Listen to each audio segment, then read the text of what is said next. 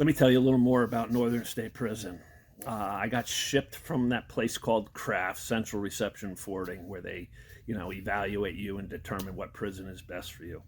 So I ship out to CRAFT. Now ship out from CRAFT. At CRAFT, they gave me new uniforms. Two pairs of pants, two shirts, and a winter coat.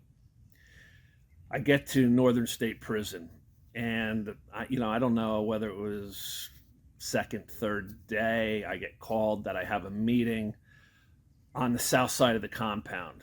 The compound was split in half, north and south, and there was what we called the ED department, education department.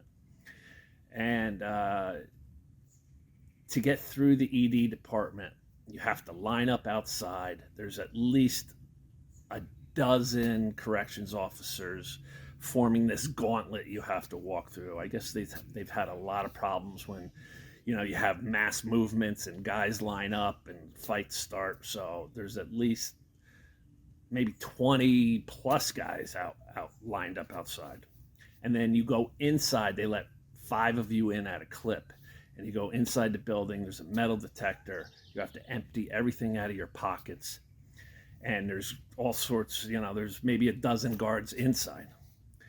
So I'm there a couple days. I'm one of the 5 to go through. I get inside and I get pulled out of the line. And I got this guy screaming at me for altering my winter coat and changing the cuffs and collar on it.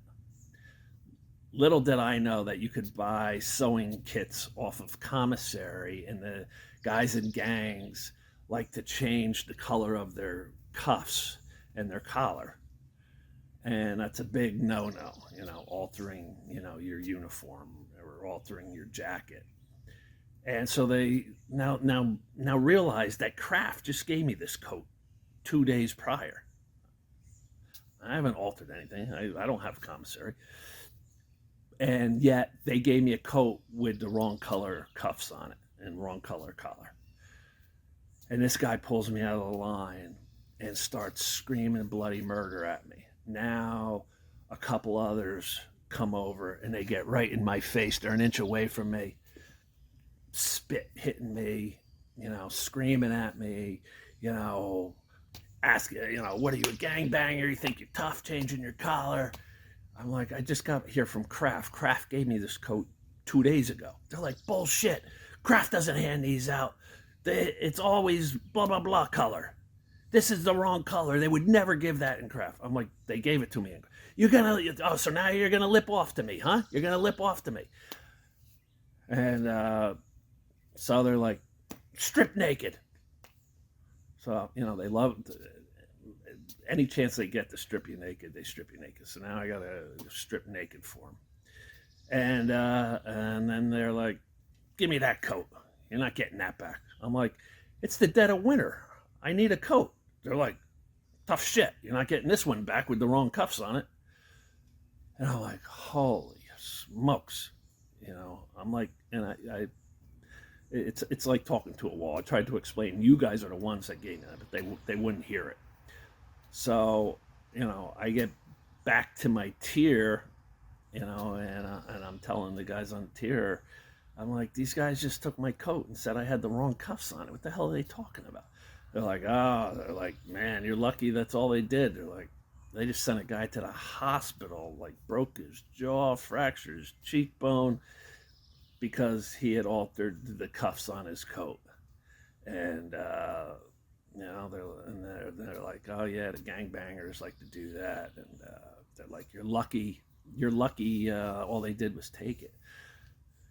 So some dude on there happened to have an extra coat and gave it to me, so I didn't have to go through the winter without a coat. But that's the type of nonsense, that you deal with there. And I guess I'm lucky, that I didn't get my jaw broken or worse. All I did was get my coat taken. But it's insanity. They're the ones who gave me that coat.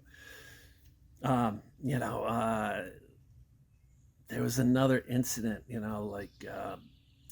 when there's a fight, when you're out at rec and there's a fight. They shut down the whole prison.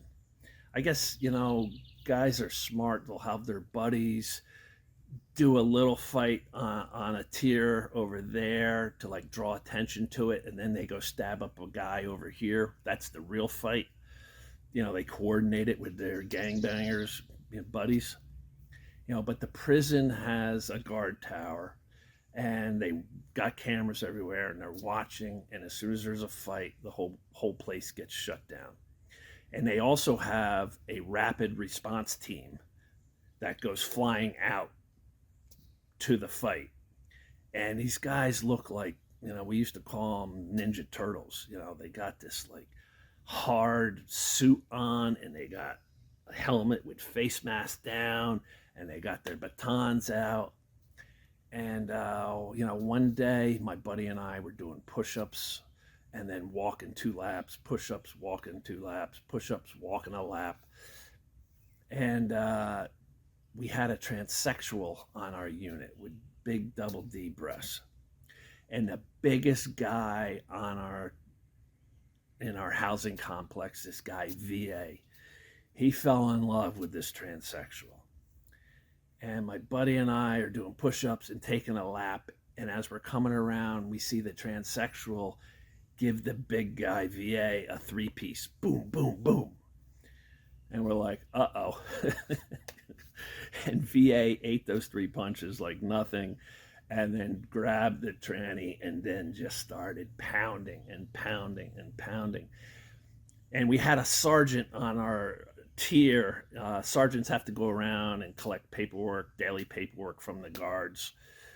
And we have glass all in the bottom level of our unit. And he saw this fight going on, and he went running out to stop it.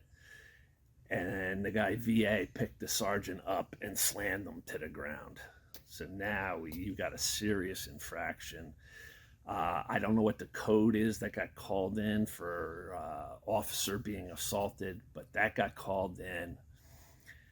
And all of a sudden, that rapid response team, the Ninja Turtles, came barreling into our workout area, screaming, "Everybody on the fucking ground and kiss the fucking pavement." Sorry for my language, but that's how you're being talked to in prison. And so now we all got to get down, and we got to put our face right onto the pavement. And they come in and they start lumping up VA. And they get him. He's fighting them off. So they're going after him. And there's a guy. There's guys like swarming around all of us now, and they're like, "Any one of you lifts your mouth off that pavement, you will get fucked up." So now we're all just sitting there with our face onto the pavement. And they lumped up VA. They finally got him cuffed, took him away. The tranny was a bloody mess. The sergeant was all right. But that's life in prison. And then one by one, we got called. So that you got all these guys out at rec, and one by one, they called you to go in, and when you got inside the unit, they stripped you naked and then sent you to your room. Next guy, strip you naked, sent you to your room. And this went on for the whole time until all of us had stripped naked for these guys. And, kissing the pavement, man. I tell these stories just to try to redirect you away from that environment, from ever ending up in prison. I could have got my jaw broke or worse for having the wrong cuffs on my coat. Had I lift my head off the pavement, could have got a baton upside my head or worse. Kiss the pavement, man. If that's how you want to live, to me, it wasn't living. you get yourself through things just because you have to, but it's not life. It's not living. Um, just, change your ways, man. You don't want to end up there.